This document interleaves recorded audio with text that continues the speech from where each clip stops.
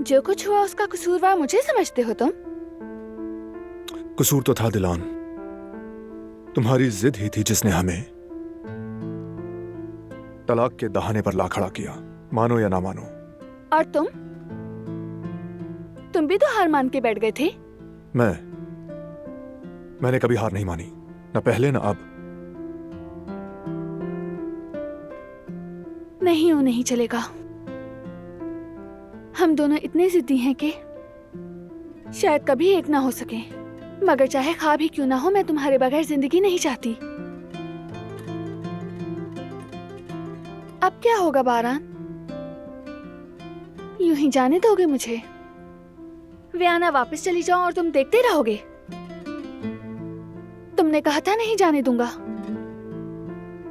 किसी भी हाल में नहीं, तो अब क्या बदल गया? छोड़ दोगे मुझे?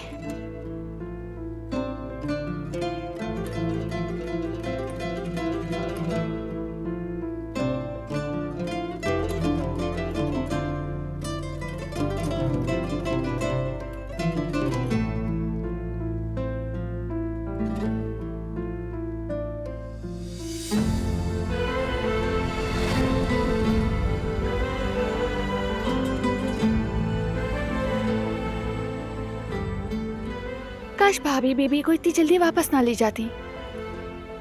अभी से याद आ रही है। लगता है तुम दोनों की दोस्ती काफी गहरी हो गई है।